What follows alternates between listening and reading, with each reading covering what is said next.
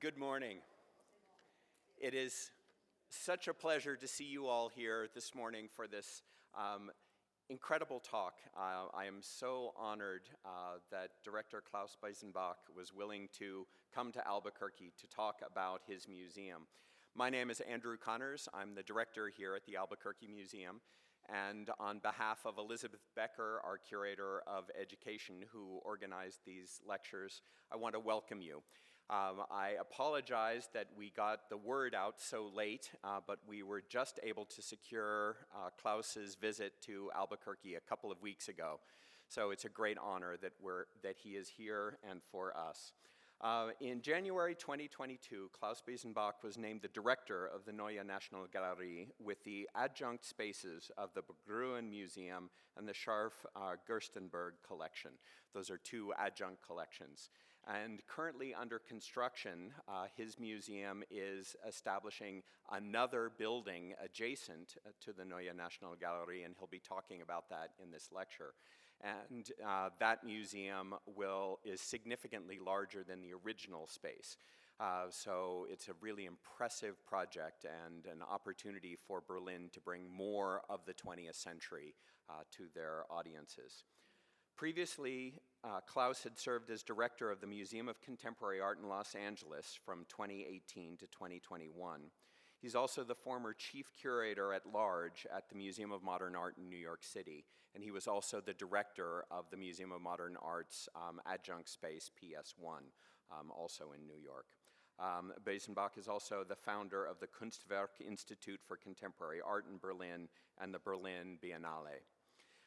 As an indicator of the important visibility that he has in the contemporary art world, the reason that we were able to get Klaus here is that he had also come to Art Basel Miami.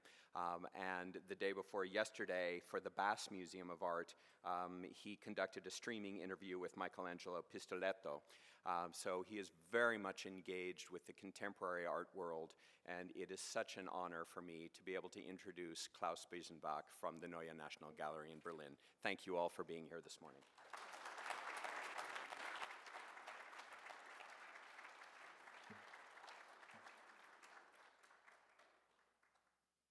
Yeah, thank you so much. Good morning.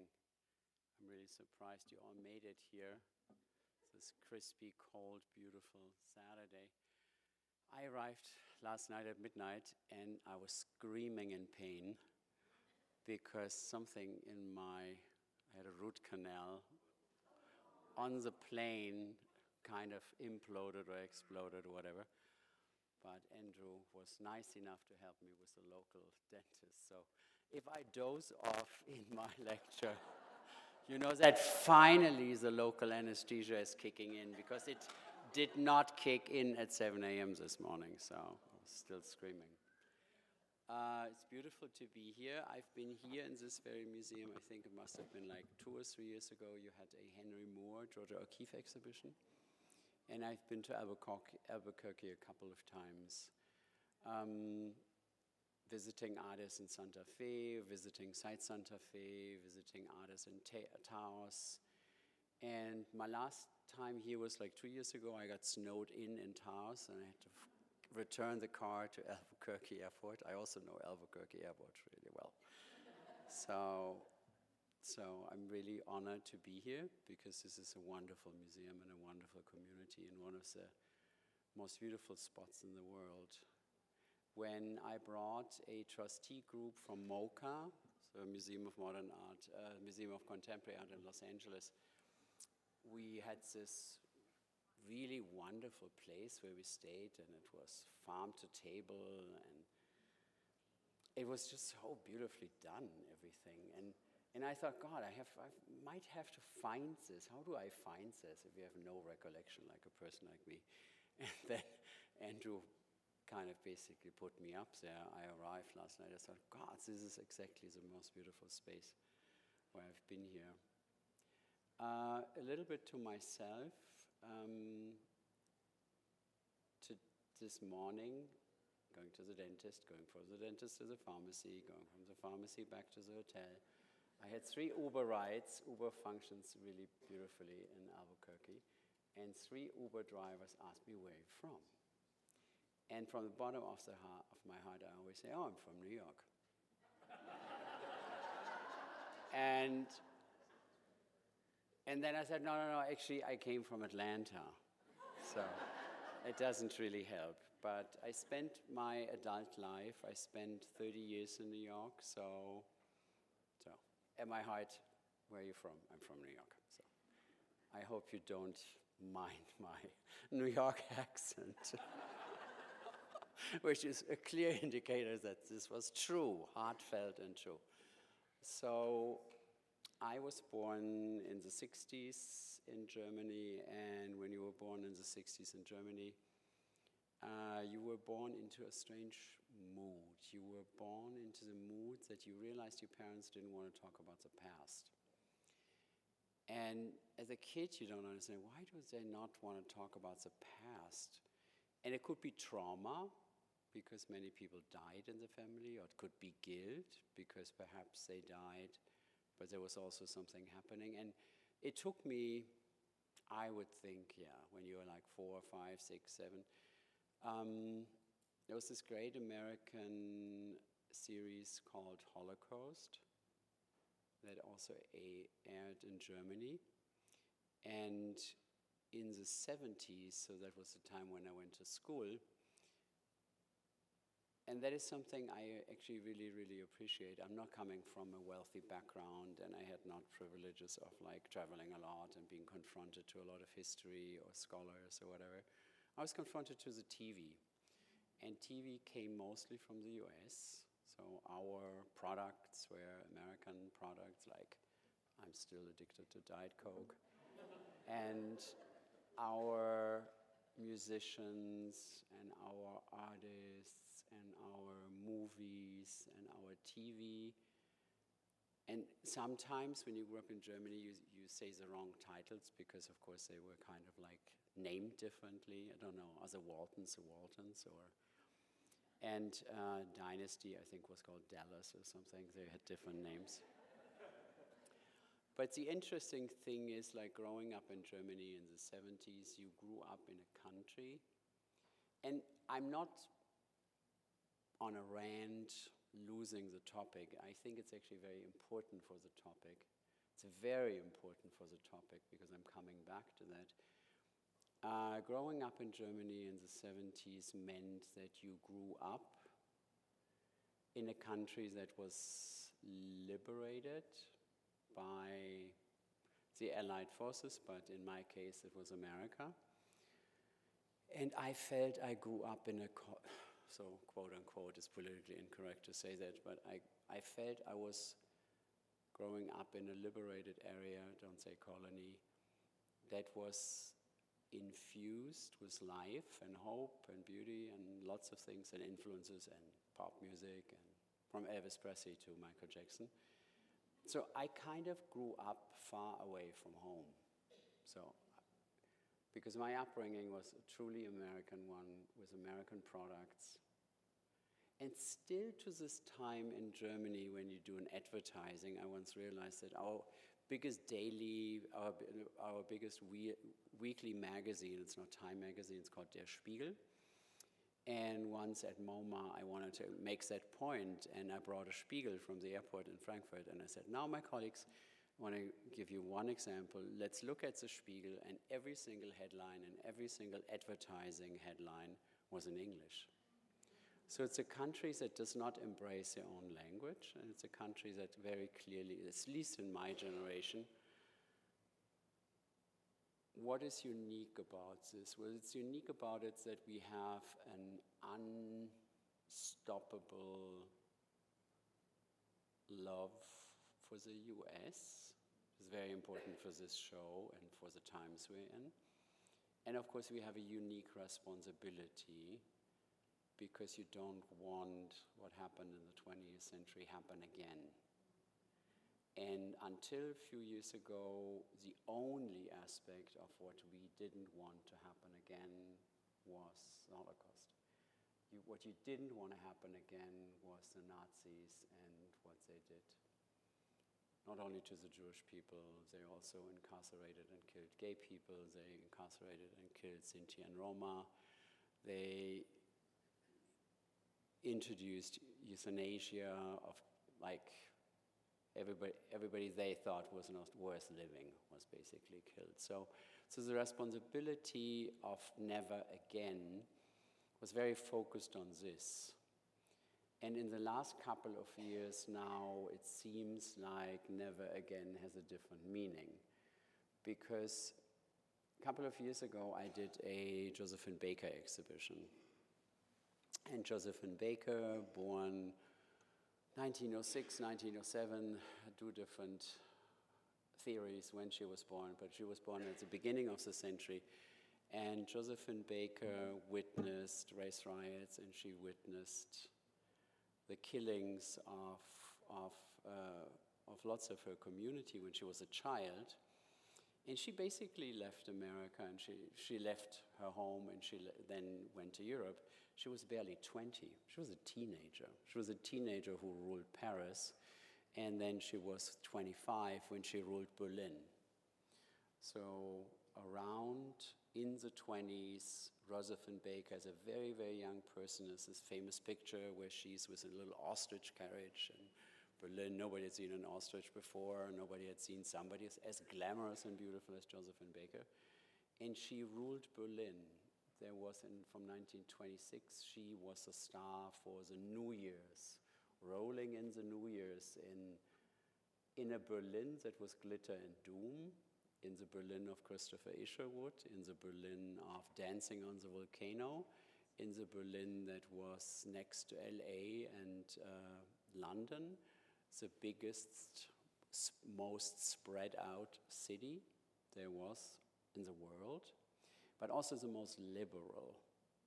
It was very impoverished because, of course, of World War I, and many families were destroyed, and there were many single women somehow having to make ends meet in their families, and there were certain jobs that helped and other jobs that were not so helpful.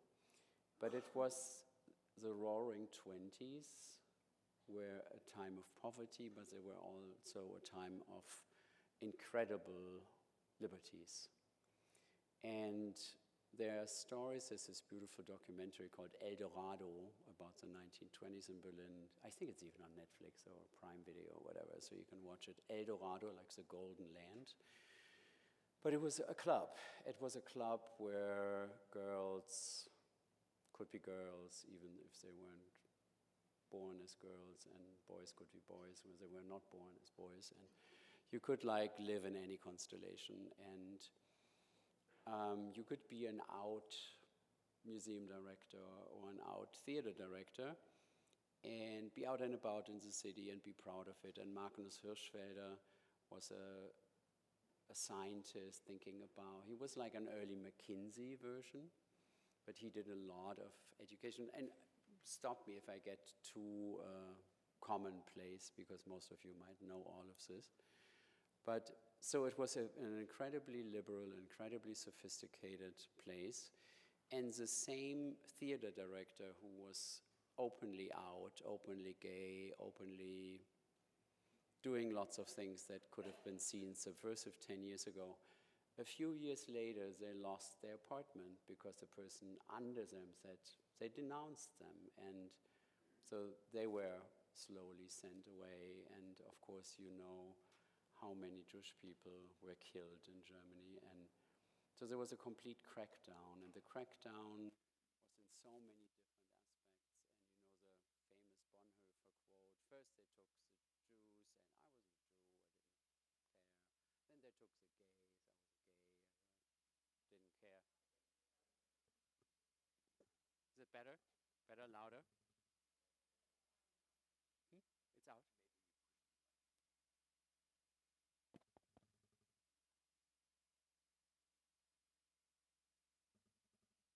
Test.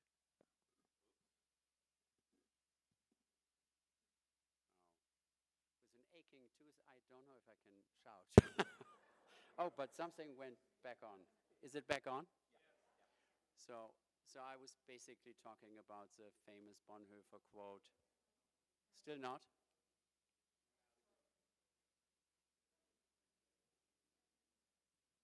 It's nothing better than testing your patience on a Saturday morning. Testing 1, 2.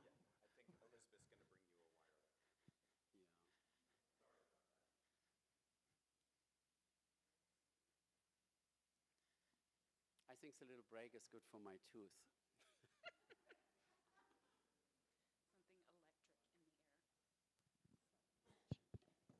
Is that better? Yeah. So I was talking about that famous Bonhoeffer quote, like first they took the Jews, I wasn't a Jew, so didn't care. Then they took the gays, I wasn't gay, so.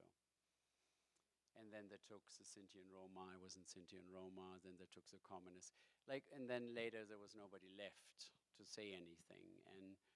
And so at the moment, Germany lives at a point where the right, the political right, is coming back. It's not in power yet.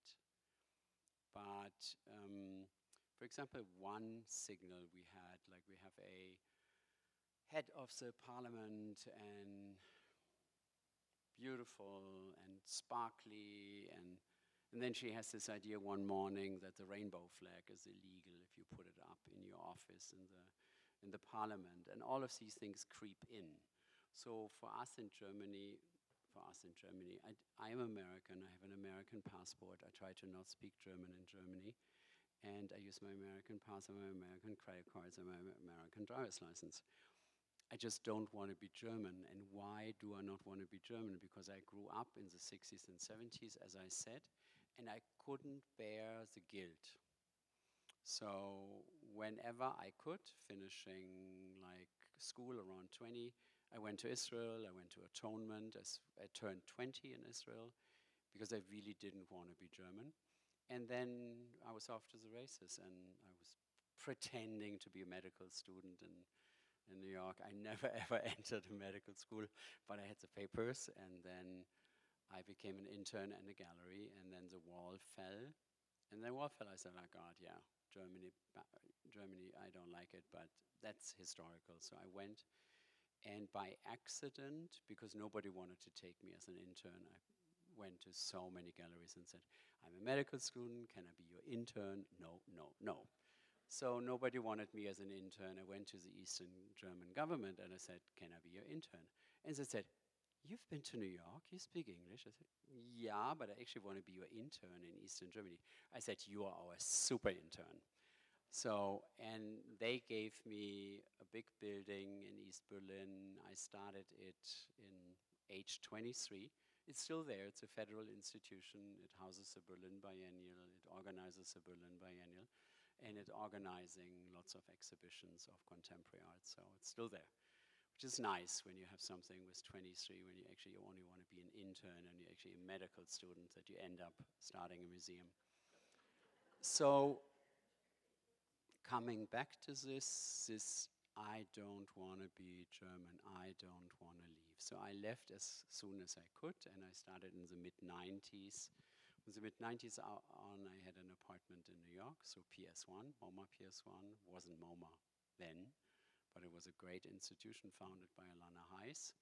And it's very much about the liberal arts, and very liberal in terms of integrating music and movies and architecture and literally all forms of creativity.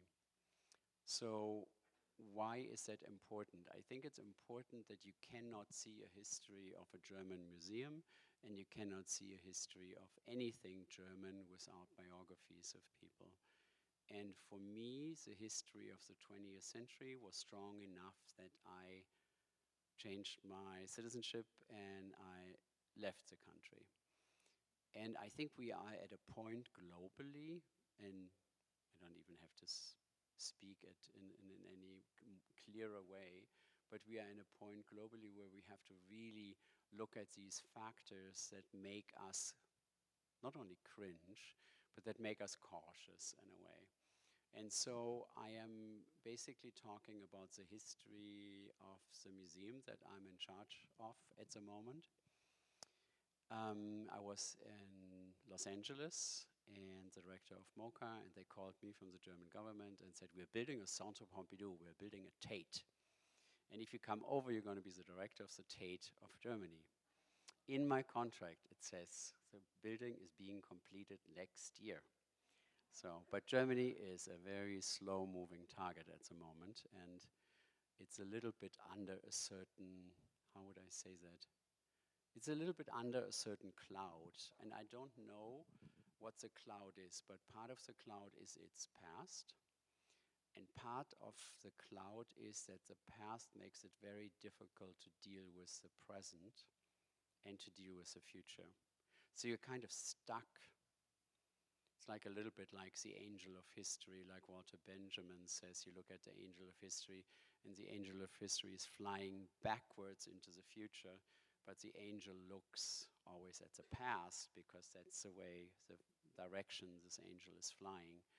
And I had a very beautiful lecture of Olafur Eliasson, the great contemporary artist who lives there. And I said, what I wish for Germany is that the angel of history turns around and looks into the future. And that was a very, very important moment when he said that. And I'm at heart, when the Uber driver says, where are you from? I say New York. When somebody says, what nationality are you? Despite my lovely accent, I'd say I'm American. And I think we are, as Americans, we are at a point where learning from history, Joseph Beuys, who's not American, he's often misunderstood. The great artist Joseph Beuys is often misquoted with the quote that everybody is an artist. He didn't say that, but he said something similar.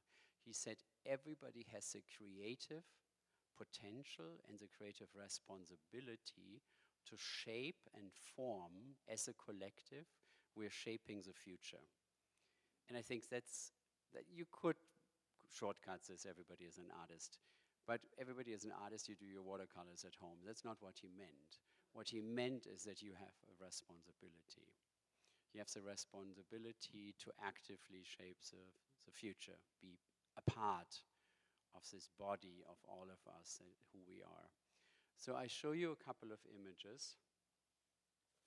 And since I have my wonderful dentist appointment this morning, I printed it out so I'm not like all of a sudden telling you, oh, this is in Athens. So this is actually the old National Gallery. And when I was 23 and started that kind of like institution that's now, it's called Institute for Contemporary Art, KW, and Berlin Biennial in Berlin, I actually wanted to call it International Gallery because I felt Germany shouldn't have a national gallery. Germany should not have anything national, shouldn't be allowed to have anything national. And up to the soccer championship in, when was it, 2004 or 14? I can't remember. I'm not a soccer player, as you know. But there was a very important soccer championship where Germany, I think, won. And up to that moment, it was a complete taboo to put a German flag anywhere. It was really, you couldn't do that. I remember in the 90s when I started coming off into the US, 4th of July, everybody had the Stars and Stripes out there. I thought, oh God, was I allowed to do this? Because as a German, it was literally impossible, and that started only in the last couple of years. So I thought Germany shouldn't be allowed to have a national gallery. I wanted to call it International Gallery, but there's also a story before. So this one, it's late 19th century. There was a banker who had amassed a huge collection, so that's not so different from our trustees nowadays, right? But he didn't talk to another banker. He talked to König Wilhelm at the time of Prussia. And this building is just celebrating its 150th birthday. So in 1875, the Neue Nationalgalerie, it's not Neue anymore, it's now 150 years ago and now called Old National Gallery, opened in this temple-like building. It was built in 5 years. I can't believe it. This is actually pretty amazing. And if you go further, we go one slide. Am I the one who's moving the slides? That's an additional task here now. Hold on, I'm trying to master it. Or not. Ha! This is still the old National Gallery. And this is Kronprinzenpalais. Kronprinzenpalais. Do you hear my accent in German? I think it doesn't exist, unfortunately. This is Unter den Linden, Kronprinzenpalais. And something incredibly avant-garde happened in 1919. Think about the Armory show, think about the invention or discovery or the movement of modernism, think about Tatlin, think about Braque, think about Duchamp, Picasso, and the Armory show, 1914, 13, 15, this area, these years. And so that was very close to it. It was 1919, and Berlin, in this not so modern building, but they founded something called Gallery of the Living. And the Gallery of the Living was incredibly important, and it was a role model also for the founders of MoMA to think about every museum in its inception is kind of contemporary, and every work of art was contemporary the day it was created. My definition for really, really great art is that art always has to look like it was made tomorrow. It's my definition for art. If art looks like it was made yesterday, it might not be art, but I'm a little bit strict with that. So the Gallery of the Living, role model for the Museum of Modern Art on the main avenue Unter den Linden in Berlin. And that's how it looked. And so this is here, you have the Franz Marc. I mentioned these here, 13, 14, these breaking points of modernism. And this was a gallery in 1922. Was also a breaking point in presenting modern art was, of course, when I worked at MoMA, and I worked at MoMA for over 20 years, people who come from the Met, or people who come from a museum that is a universal museum, they always hate the white walls. They would think, why is that museum work so empty? And of course that is kind of, you don't hang a Pollock and you hang 15 Pollocks and Lee Krasners on one wall, you give it a wall. So this museum hadn't arrived there. You see a Franz Marc, another one and another one. So that's in a way, it's very, very crowded, but you see that the walls are quite plain. There's no ornamentation. Think about Bauhaus. Think that ornamentation is a crime. So there was a lot of things happening at the same time. And here you see, only a few years later, so you have here this beautiful tower of the Blue Horses. Unfortunately, it's black and white. And here you have works confiscated under the degenerate rule. And so I describe Berlin as a city of cabaret, of Christopher Isherwood, of Josephine Baker. And the Josephine Baker who opened New Year's in 1926, she was forbidden and declared degenerate 10 years later. She could not come back to Berlin. And people like Christopher Isherwood or Magnus Hirschfeld, who were pioneering in other liberal thinking, they were literally, you better left. For example, Mies van der Rohe, who is a great architect, I'm talking later about it, he wasn't going on confrontation against the Nazis, but even he, who was not directly addressing them as an enemy, they just didn't want that modern design, right? So he left, and he left for America. So it was a complete policy, and for me it's always important, I think when politics goes wrong, it starts with art.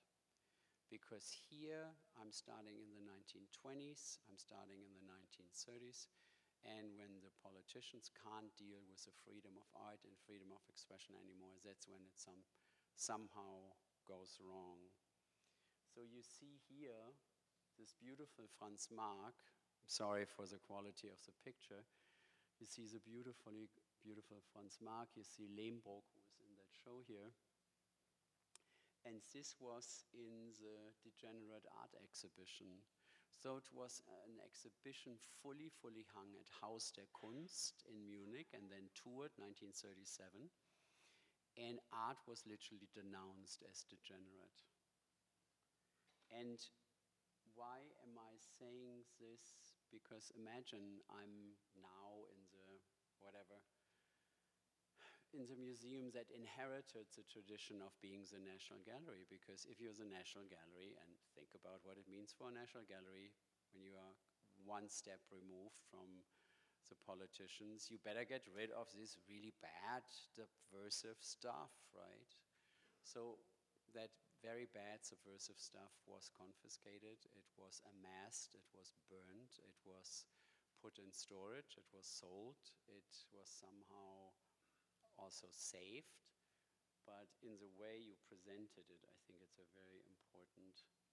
You see here two works that are in your show as other examples. You see Rudolf Belling, and you see this beautiful head from 1925, and you see this incredible work, Dreiklang, and here you see the head, and you see Dreiklang in the Degenerate Art exhibition. So basically, from a very hopeful start, the National Gallery in Berlin was the first that embraced the French Impressionists. Actually, the French Impressionists were more or less like discovered and celebrated first in Berlin and then in Paris. And it was always considered an international national gallery. And it was very avant-garde, so avant-garde that we basically stepped with our feet into the wrong direction for the government to come, and we basically lost. The National Gallery of Berlin lost all its contemporary then, but modern treasures. And that's very important. This is not what you're looking at, it's not a continuation of a museum. There was always in a building. No, these buildings were kind of completely cleaned a couple of times, emptied a couple of times, censored a couple of times, burned down, were hit by bombs, were between the East and the West. So it's a very unique history. And I show you this here, Emil Nolde. I'm just saying it. It was confiscated in 1937. And what did that mean? Confiscated, there were storages. One was at Berlin Zoo. There was another one in the center of East Berlin. When Berlin was liberated, it is unclear what happened with all the works. And I think every country dealt with this differently. And I think it's not up to Germans to ever criticize the Eastern countries that Germany devastated and caused 50 million casualties, to talk about where's our art. I think that's not on the table, this discussion. But these things definitely disappeared. And so you see this very important Emil Nolde, and it was in the Gallery of the Living from 1929 on, confiscated in 1937, and we were fortunate enough to buy it back. So when you see these modern treasures, it's not that we always had them. We kind of scrambled to get them back. So, but it's part of the history that's needed. So you see here by Nolde, by Heckel, by Carl Schmidt-Rottloff, you see here in the exhibition Degenerate Art, you see how they were taken from the museum and disappeared. So in a certain way, of course, we would have not kept the paintings in the museum, but this is a National Gallery in 1944. So in a certain way, it was good it was empty. But you also realize, and then 1944, from 1949 on, of course, you had two Germanys. So what is a National Gallery if the nation. It's not one nation anymore. I show you an example of how the Gallery of the Living looked, also completely bombed unter den Linden. That was a building I mentioned before as a role model for the Museum of Modern Art. So what happened in 1949? You remember the wall was built in 1961. Germany was then two Germanies, at least two. First it was 4 sectors, but it was literally divided into being 2 countries. And the museum that hired me a couple of years ago, I would think, is the American branch. The American branch is the Neue Nationalgalerie, has an American history, but the museum that was housed in East Berlin was, of course, following a very different tradition. If you have pop art in the West, you might have had socialist realism, you might have had propaganda in the East. So now we have like an Andy Warhol Marilyn in the collection next to the cosmonauts, the first, don't want to say astronauts because Russian astronauts are cosmonauts. So we have portraits of the cosmonauts next to the pop art of the US. So a completely different history of art, trajectory, different canons. Art had to be expressing and representing something that was aligned with a political system. And when I came from MoCA and MoMA for my new job in Berlin, I couldn't believe it, how I felt, oh, abstraction never happened there. But it was a hanging where it was very much about the East. But it is really a huge difference from the late 40s to then unification in the 80s. So there were 40 years of a different political system, of a different understanding of what contemporary art is, of what art is in society, if art is free or if art is in the service of. And my colleagues would say, no, no, no, you're getting this wrong, you're too American. For me, in Eastern Germany, in the socialist Germany, for me, art was, I want to say it without denouncing it, but it was not free. Because I think art has to be free, and art has to be free by also the definition that it's what I said before, that it's of tomorrow, and politics are never of tomorrow. Politics are always in a different timeline. So when you see this, and I go a little bit further, so here comes Neue Nationalgalerie. It's a beautiful history of Mies van der Rohe, who, of course, you know his role at Bauhaus. You know his incredibly crucial role and influence in modern architecture. You know the Seagram building. You know this, also, as you know, this is the lakefront in Chicago, like an incredibly influential artist. You know the Barcelona Pavilion. The Barcelona Pavilion, he was already world famous before the Nazis came. The Barcelona Pavilion is basically showing the Barcelona Pavilion but nothing in it. So it's as if it was a work of art. And Mies van der Rohe declared, you all know the very famous quote where he says, less is more. He dealt with very, very few materials. So he dealt with the granite, and he dealt with the steel and the glass. He had some English oak that you see in the building. That's for the wardrobe. And this building was actually conceived. I don't know who of you is a Mies specialist, but in the 1920s, 30s, he conceived of this triangular glass building for Friedrichstraße in Berlin, which perhaps was the most avant-gardistic building of that time, the 20s and 30s. Of course, it was never built a glass skyscraper. I think it was technically possibly also not not possible.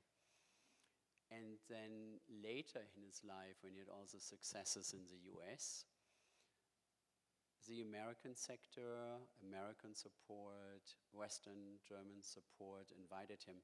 And this building doesn't really look like Berlin. It looks like something else. And you're right, if you think it looks like something else, it was actually meant to be the Bacardi headquarters in Cuba. And we're talking about art and politics, and sometimes politics make great art not possible. So it wasn't built in Havana, it wasn't built in San Sebastián de Cuba. And it's a masterpiece. If you ever there, or some of you might have seen it, it's a sublime building. It's one of the most beautiful buildings for art. And it has immediate payback. When I'm really frustrated and really not having it, I don't know, do you have these little pay for electro scooters in Albuquerque? Yeah, so I take one of these little electro scooters and I go up the ramp and then I do 5 rounds around the building and then then I feel good again. So I'm going a little bit further. And so, what is that? This is the red line, it's a Berlin Wall. And what you see is Potsdamer Platz. I wish I had a pointer. What you see up there, when it first did a little zigzag, that's Brandenburger Tor, so the gate. That one building remaining in the very corner is Reichstag. But this whole area, like most of the city, of course, was completely destroyed. First, it was destroyed because Hitler had the dream of building Germania, and everything existing wasn't big enough for him, so he flattened a lot. But of course, a war did the rest. So it was a complete wasteland. So that's just after the war. And then this is the immediate vicinity, Potsdamer Platz. You have this beautiful Kirchner in the exhibition of the 20s. That's how it looked in the 40s. And the red square-like structure, that's where National Gallery is, when all the rubble was. And it says Old Potsdamer Brücke. There was a bridge, but they moved it because it would have led into nothing if they had kept it. And here you see the construction. Hans Scharoun built the Berlin Philharmonics. That's in the back, this beautiful building that looks like a crown. And in the front, you have the construction site of the Mies. And this is the hundreds of tons of steels being elevated. So this is one piece. What for me is very interesting, because after 20 plus years at MoMA, I think I'm the only German who thinks in feet and in inches. It really doesn't. And so when I install in the building, I know, oh, it's exactly 24 feet tall, and every floor panel is 4 by 4 feet, and every ceiling is 12 by 12 feet, and it makes all sense, 4 by 4, 12 by 12, 24. Wow, it's symmetry, right? And my colleagues always say, why is he talking about symmetries? I have these weird measurements that are completely arbitrary. But Mies, at the end of his life, he also thought in inches.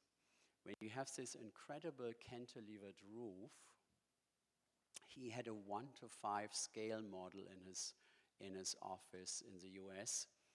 And he sat in front of it, and he thought, I go back to show you what he meant. He thought if you have such a long roof, it's exactly 200 feet, that it will look like it's sagging. It's either sagging in the middle or it's sagging in the extreme corners. And so he, as a 80-year-old architect, was playing with it. And he decided if he raises the corners by 2 inches on each side, but not everything, just the corners by 2 inches, and then the very middle by 4 inches, it will look like it's completely flat. It's not flat, it's 2 inches on each side wrong, and it's 4 inches in the middle wrong. But he was such a perfectionist, so here you see him at the topping out.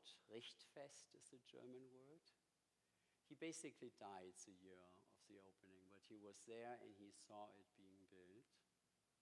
And so from Mies van der Rohe on, from its inception, from the architect who really shaped American modernism, I think Neue Nationalgalerie is in its DNA an American museum.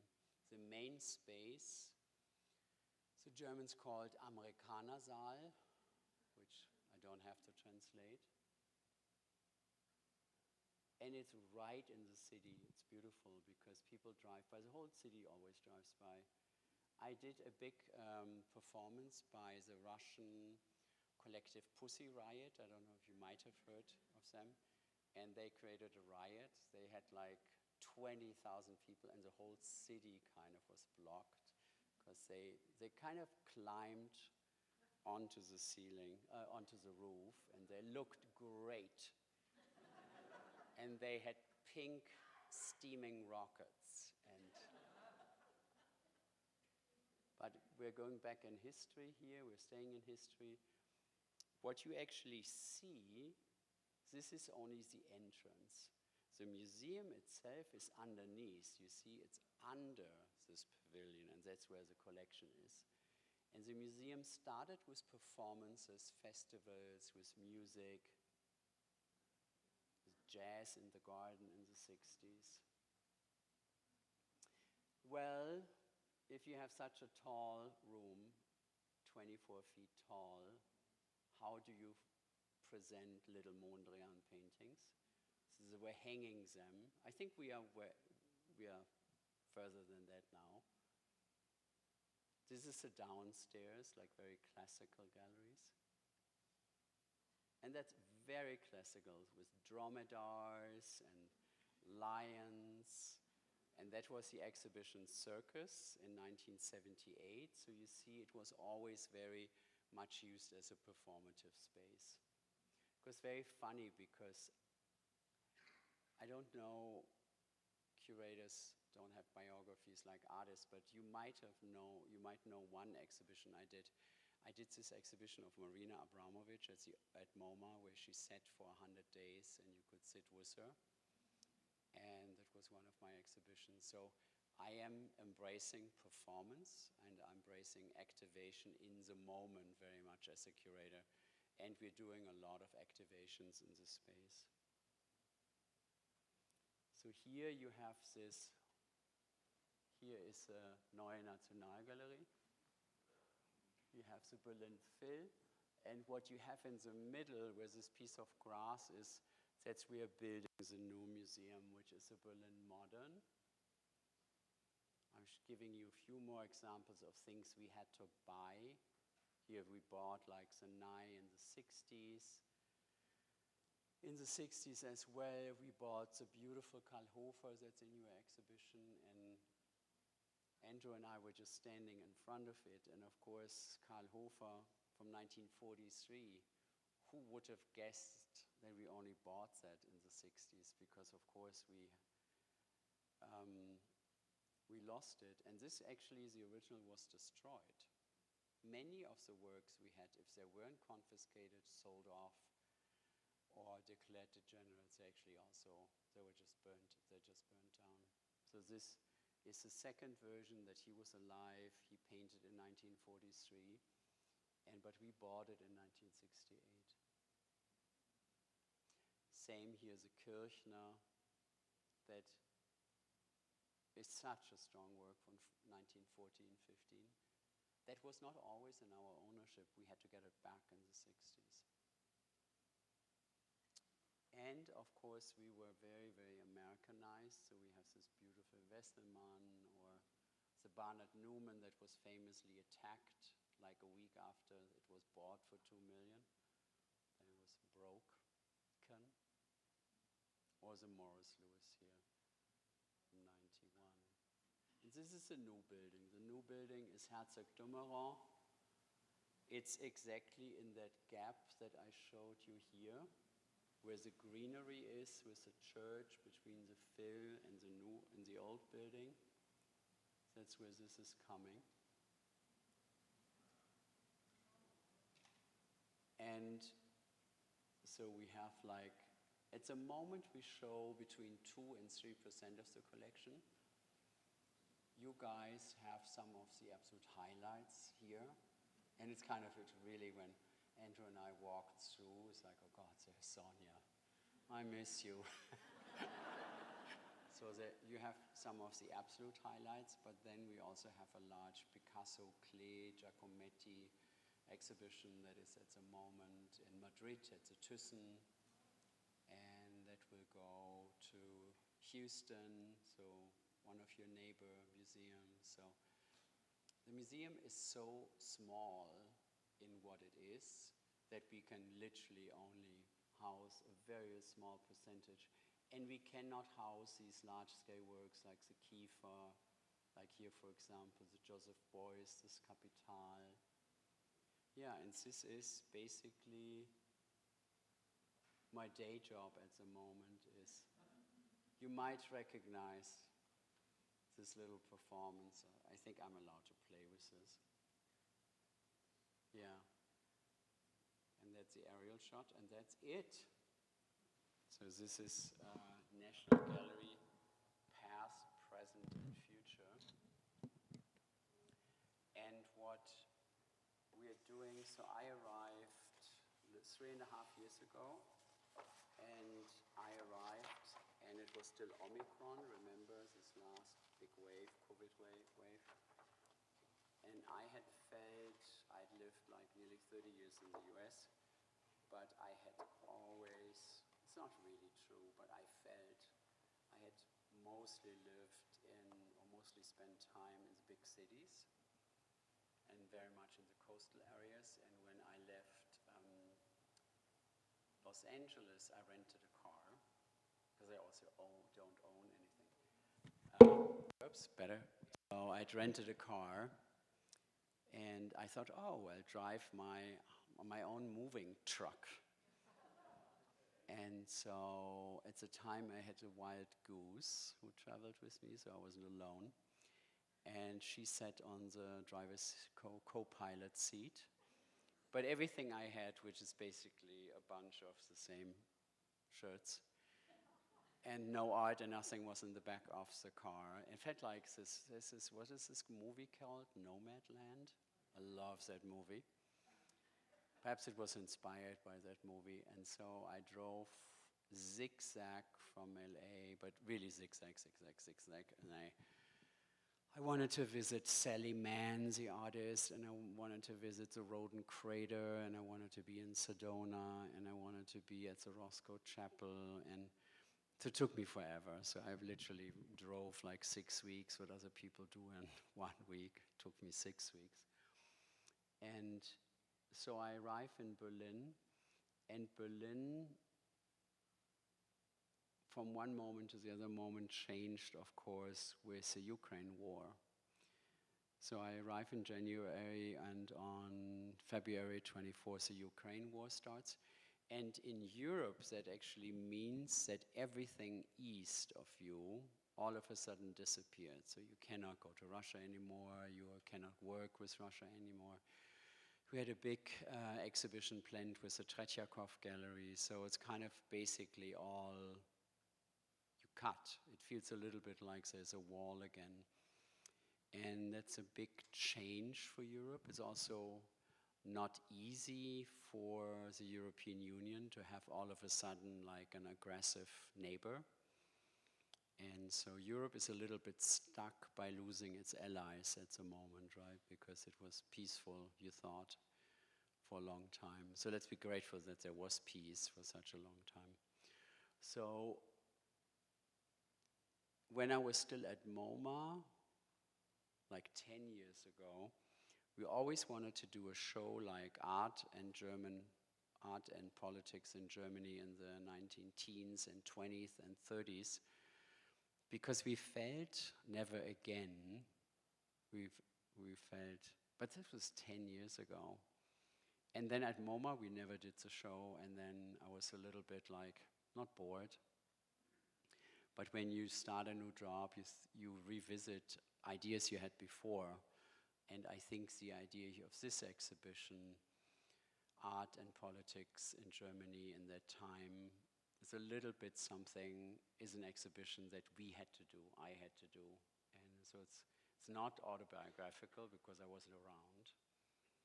And I hope it's not gonna be autobiographical because I hope I'm not gonna be around if anything goes back and the 1920s and 30s repeat, when 1 year you celebrate Josephine Baker and 10 years later she's ousted and called degenerate.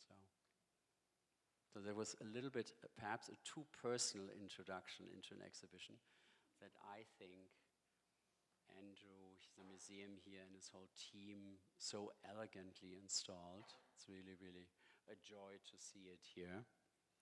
And you made every single piece shine. So huge thank you.